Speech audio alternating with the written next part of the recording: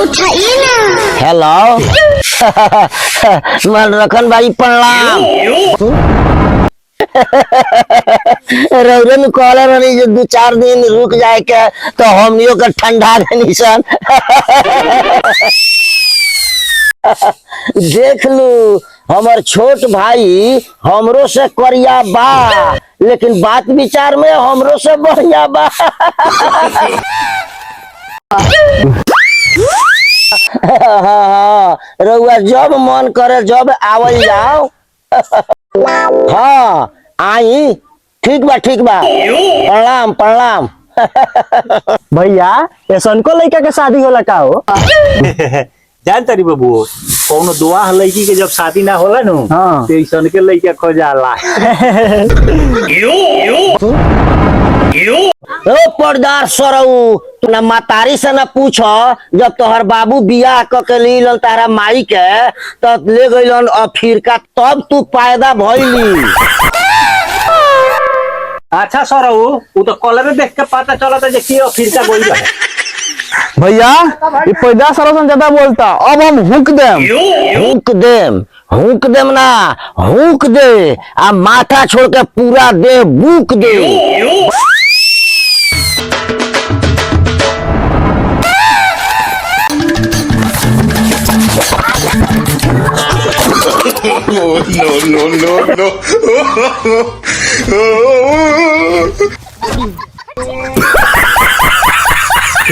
भैया पटदार सलासन के बड़ी मरले बानी सन बबुआ मरले तो बानी सन माने का कह भीतर के अंदर बियर फाट गेल बा। हम दे भैयो अंदर के चीज बंदरो ना जानेला करिया होके गाल चाहे उजर।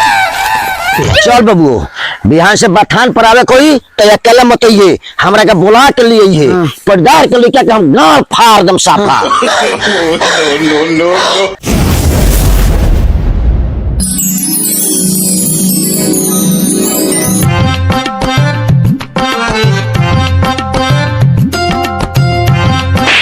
अरे सारवा कलुआ कौना लोग के आवे के बेर हो गई अभी तक ले क्रीम पाउडर ना लगौली जो घर में सरिया क्या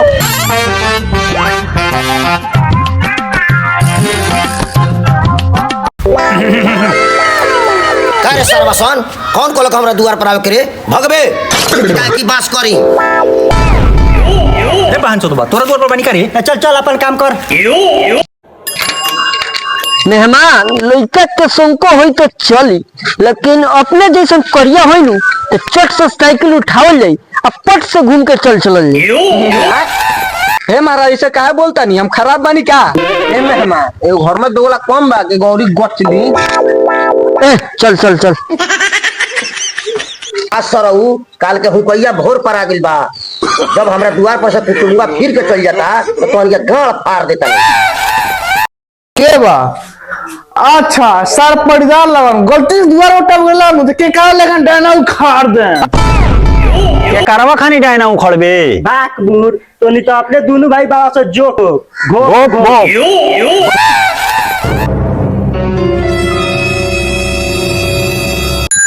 जोरे भाग जो।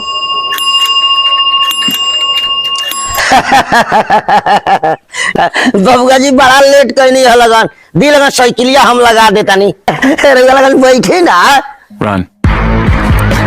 मेहमान काहे के दूर आवत नहीं वहाँ के माहौल ठीक नहीं है मेहमान बैठे लगा बैठे पटदार सर के पीछा छोड़ ली अपनी साले पटीदार जहाँ जहाँ जइयन वहाँ हमनी के साया जाई। no. मेहमान बैठी ना मेहमान हो जना तो फुटई डिब्बा पर बैठे ले यहाँ फुटई कुर्सी पे बैठा तो बैठी ना का हो जाई गाड़े जात के बैठे के बा। मेहमान आओ तो कोनो दिक्कत तो ना भइल कोनो दिक्कत ना भइल खाली कुकुर खानी हफना है सब कोनो दिक्कत नहीं है। no. सरवा हमारे कुटुंब हो गए तोर कुटुंब हो सरे कुर्सी खाली कर। अरे सरवा ज्यादा चिल्लाइबे ये कुटुंब संगला से हाथ दे बस।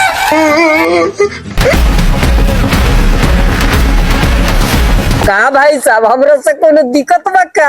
आज अपने में खुश रहो पहले बनी रौरा ई बात नत कहो दिक्कत नहीं खे पूरा दुख बा।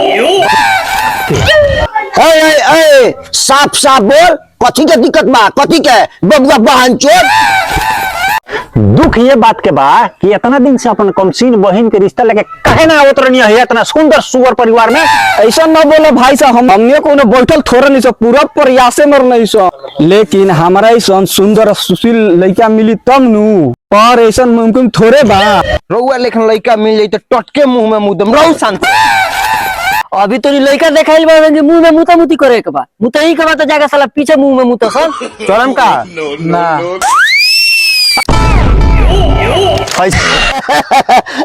हम तो मजाक में नाश्तवा लिया भूल गई रही हो। रउआ लगन आपस में बात करी तिला हम नाश्तवा लेके आ जाता नी। ठीक है जाई। अच्छा भाई अपने लड़कुआ के अपने कथी लागे नी? हम लड़कुआ के पटदार लागिले, माने हम ना मानिले। कथी ना मानिली भाई की पटीदार। पटीदार हमनी के ना मानिले सन, हमनी के भाई मान। बतावत तो ई कितना बढ़िया सोच बा। एगो हई सारा बा दोगलपन बतियाता मारी का एगो बात पूछी बुरा नानू माने। अरे महाराज पूछी ना, पूछो ही खतरा तो रउआ आइल बानी, पूछी दिल खोल के पूछी। अच्छा लड़कुआ कौन काम करेला? अरे महाराज लड़कुआ बड़ा सुंदर काम करेला, ढलाई में पेलाई के काम लाई के काम कौन बोलेला महाराज? अरे महाराज छातवा ढाले से पहले ना ठोकाला हो पटरिया। ए हम तो गलती समझ गए महाराज, ना कोई ओकरा के सेंटरिंग कहल जाला। झगड़ा झुगड़ी माफ करी लगन, आज नाश्ता के डिब्बा साफ करी लगन। नाश्ता करी लगन।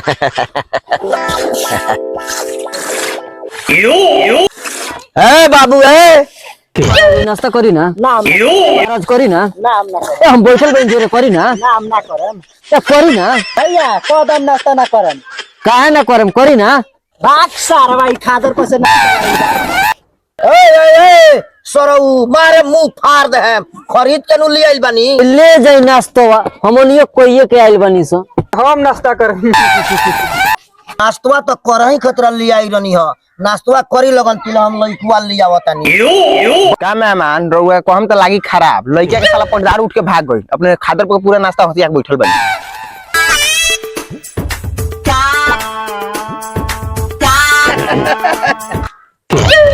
सब क्यों के जो राय से पढ़ना। प्रणाम। आ गई नहीं लगन, कुछ पूछी लगन, हमर भाई बोलबो करला। तनी ध्यान से देखी लगन, हमरे भाई के नजर ना लागे। टेंशन मत ली, नजर तो दूर, अपने के भाई के काला जादू भी ना लागी। ई ठीक नहीं क्या हो, ती ठीक नहीं क्या हो। हमरे बाबूजी के लोन ऐसन लड़का खोज के रखले बानी तो ठीक बा, आ हमर सोना ऐसन भाई बाटे तो ई खराब बा। बहन चोदी हम ना रमिया तो हम जाता नहीं। ए मेहमान कौन गलत बात बोल देला, सच्चाई से पीछे छोड़वाम का बैठ बहन चोद। और रउआ अपना प्यार से कह दिन तो बैठ जाता नहीं हम। मन मिठाई चश्मा उठा के दिल लगा। अरे इतना सार बहनोई में होत रहेला लोक झोंक, अगर हमर लइका पसंद हो बात आगे बढ़ावे के। काहे ना ई तो सब होते रहे भाई साहब, खिसियाम ना नु, एगो लइकवा से हम सवाल काहे ना पूछी। बउआ 19 का पारा सुना। का हो गई एगो सवाल पूछ देला त मुंह यार देलो। सुनाओ ऐसा ही पास भइल बड़ी, घूस दे के थोड़े पास भइल बड़ी, कुटुंब को 19 के पार। अब कल्याण भैया एगो सवाल पूछ देला तो ना आई। आ तू का पूछत रहता रहो। ए पसंद होकर लइका तो देखी लगन, अरे तो उठ के सजाई लगन। ठीक बा, लइका पसंद बा हमरा, सोमार छोड़ के अपने मंगर के जल्दी काई। बैठल का बाड़ा यहाँ से जाना। घर में के लइका का जवान हो गई सकी, द्वार पर के माटी कुटुम कोड़ के धो देता टे।